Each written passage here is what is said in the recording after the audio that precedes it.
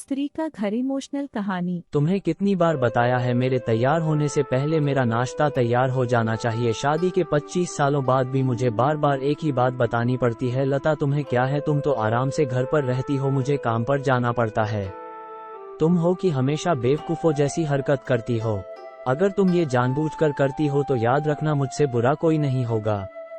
आज भी रमेश का पारा चढ़ा हुआ था। इन शब्दों में अपना गुस्सा उतारते हुए गीला तौलिया कुर्सी पर फेंकते हुए रमेश गुस्से से लता की तरफ देखने लगा। लता के लिए रमेश का ये बेवजह का गुस्सा कोई नई बात नहीं थी। वह महीने में 3-4 बार ऐसे ही लता पर बरस पड़ता था। पहले पहले लता उसका विरोध किया करती थी, लेकिन जब कई सालों तक रमेश में कोई बदलाव नहीं देखा तो लता ने खुद को ही बदल दिया। अब रमेश के कुछ भी कहने से लता को कोई फर्क नहीं पड़ता था। रमेश की हर बात सुनकर सिर नीचे झुका लेती थी। शादी के पहले 5 साल तक लता ने पूरी कोशिश की थी कि रमेश को बदला जाए, लेकिन फालतू का गुस्सा करना और बाद में लता को भला बुरा कहना, यह मानो जैसे उसकी आदत बन गई थी। कोई भी वाद विवाद होता तो रमेश सीधा लता को बोल देता, अगर मैं तुम्हें अच्छा नहीं लगता तो क्यों नहीं चली जाती अपने मायके, क्यों रहती हो मेरे साथ। इतना सब कुछ होने के बावजूद लता रमेश के साथ रहती थी, क्योंकि उसे अपनी बेटी की फिक्र थी और वह जाती भी तो कहाँ अपने बूढ़े हो चुके माँ बाप को इस उम्र में परेशान करना वह नहीं चाहती थी। समाज और लोग क्या कहेंगे ये भी तो उसे देखना था।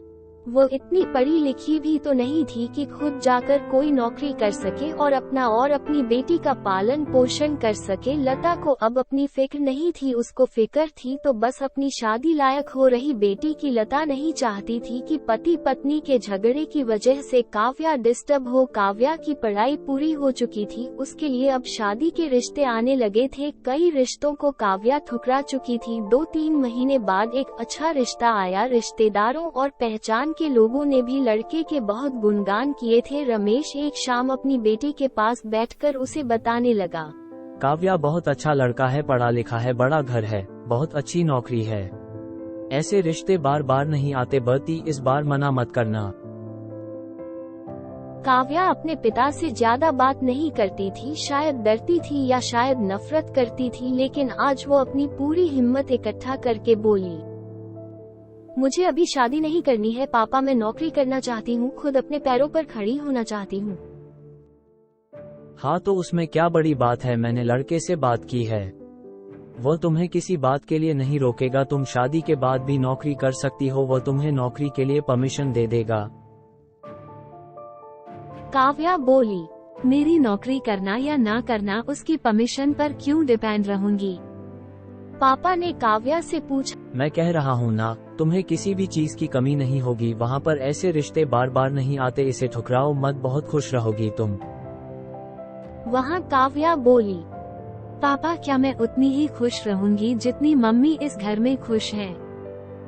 रमेश ने तंज कसते हुए कहा, आज तुम्हारी जबान कुछ ज्यादा नहीं चल रही।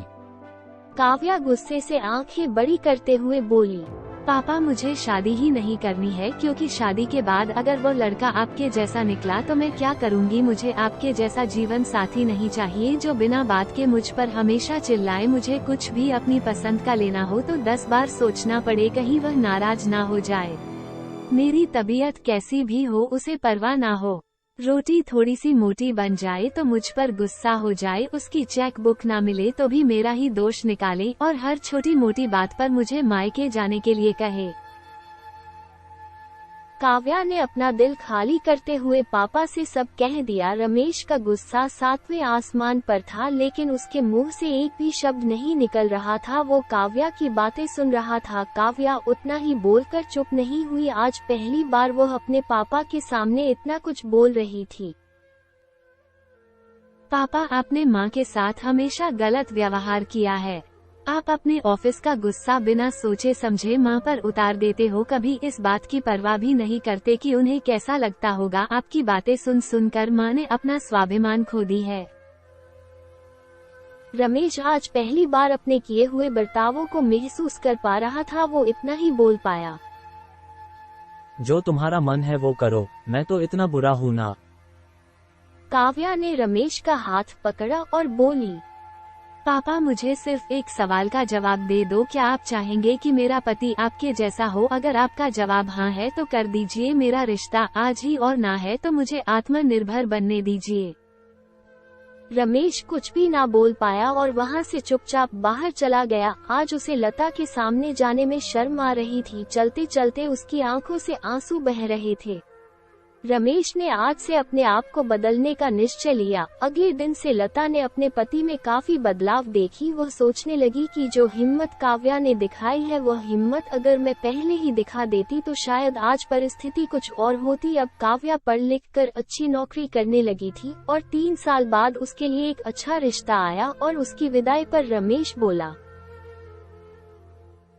बेटी तू हमेशा खुश रहेगी क्योंकि तेरा पति तेरे बाप जैसा नहीं है।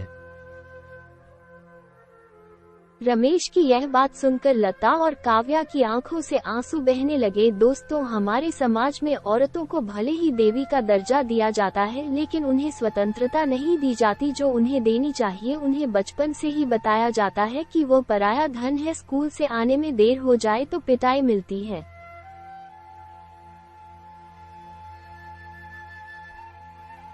मोबाइल पर बातें करते हुए दिख जाए या खिड़की से झांकते हुए दिख जाए तो शक किया जाता है। माँ बाप का घर तुम्हारा नहीं है, पति का घर ही तुम्हारा घर है। जीवन भर यह बातें बता कर उन्हें ससुराल भेज दिया जाता है और एक दिन किसी छोटे मोटे झगड़े में ससुराल वालों से उन्हें सुनना पड़ता है कि इस घर को छोड़ दो और मायके चली जाओ। अब आप ही बताओ दोस्तों, ऐसी स्त्रियों का सच्चा घर कौन सा? आखिरकार वो किस घर को अपना कहें?